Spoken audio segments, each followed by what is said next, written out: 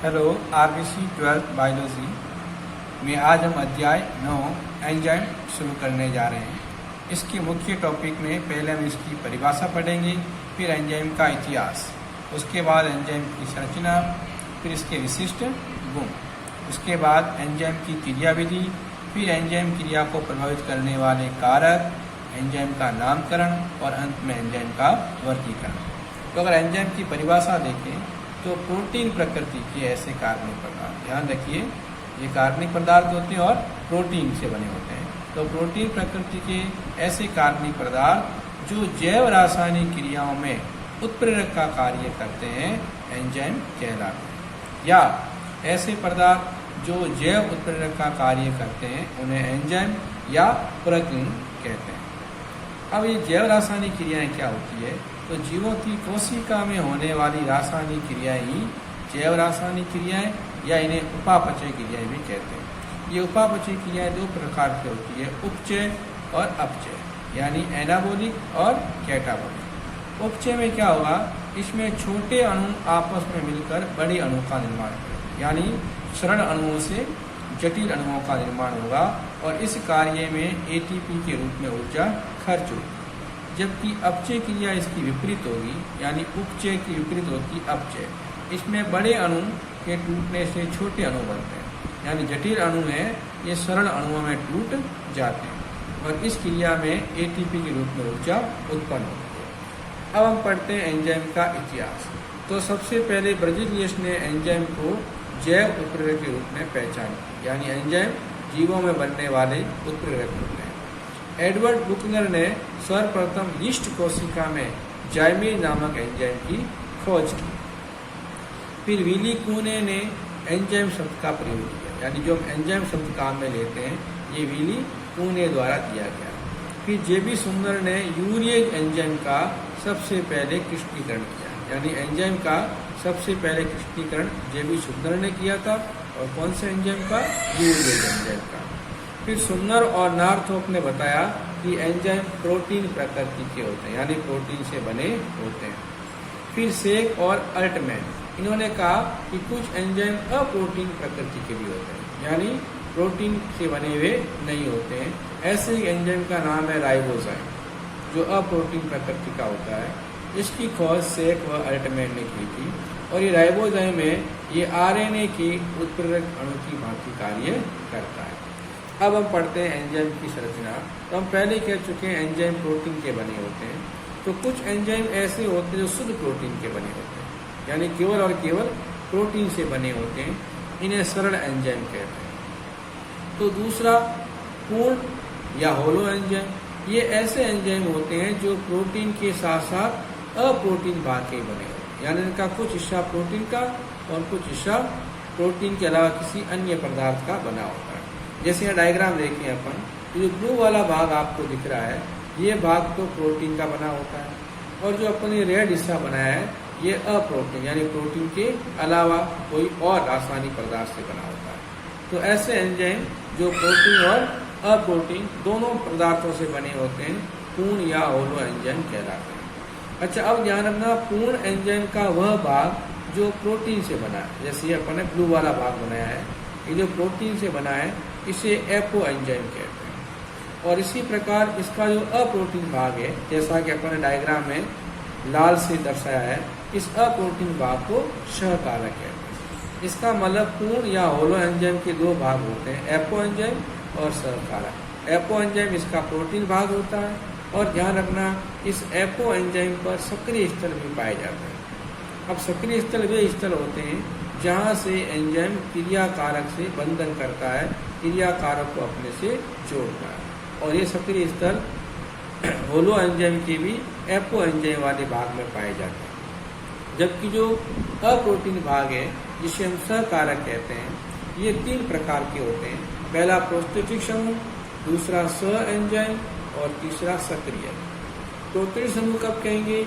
जब वो अप्रोटीन भाग कोई कार्बनिक पदार्थ हो, मतलब जैसे वसा वगैरह है या विटामिन वगैरह हो, और ये एपो एंजाइम के साथ दृढ़ता से जुड़ा हुआ हो, तब उसे कहेंगे प्रोस्थेटिक समूह। जैसे साइटोक्रोम है और फ्लेवोप्रोटीन है। जबकि स एंजाइम ये भी कार्बनिक पदार्थ ही होगा, लेकिन यह एपो एंजाइम के साथ ढीले जुड़े होंगे। इसका मतलब अगर वो सहकारक यानी जो अप्रोटीन भाग है वो कार्बनिक पदार्थ हो तो उसे प्रोस्थेटिक समूह और स एंजाइम कह सकते हैं। तो अंतर क्या होगा, अगर वो दृढ़ता से मजबूती से जुड़ा है, उसे आसानी से अलग नहीं कर सकते तो उसे कहेंगे प्रोस्थेटिक समूह, और वो ढीला जुड़ा हुआ है और उसे आसानी से अलग कर सकते हैं तो कहलाएगा स एंजाइम। ये स एंजाइम का उदाहरण है NAD, NADP और FAD। इसी प्रकार इसका तीसरा भाग है सक्रिय। अब अगर वो सकारक यानी अप्रोटीन भाग है, वो अकार्बनिक पदार्थ यानी धातु आयन का बना है तो कहलाएगा सक्रिय।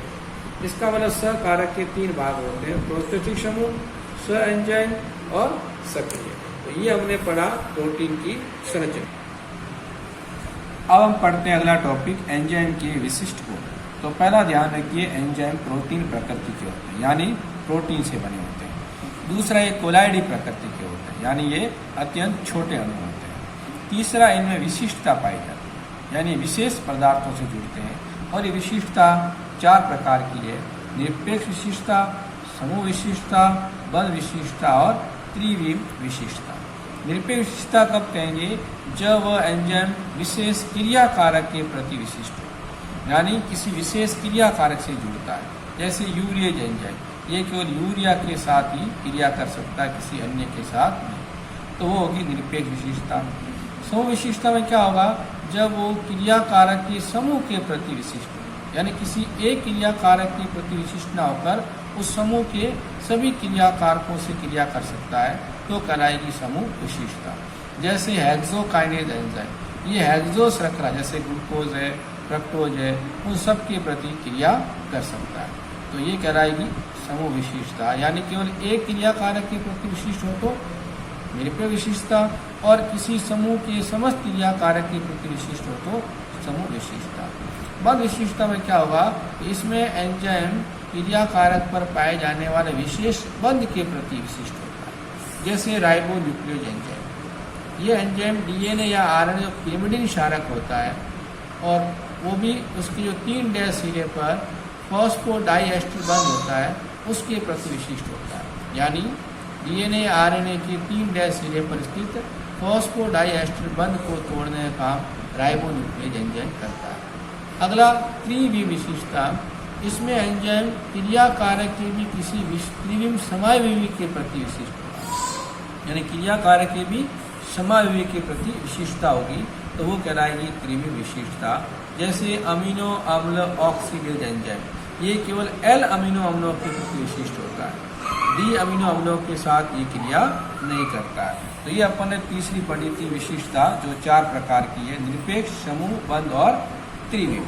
अब ध्यान रखना, एंजाइम आकार में बड़े होते हैं, क्रिया कारक की तुलना में आकार में बड़े होते हैं, इस कारण ये कई सारे क्रिया कारकों को एक साथ अपने से जोड़ सकते हैं।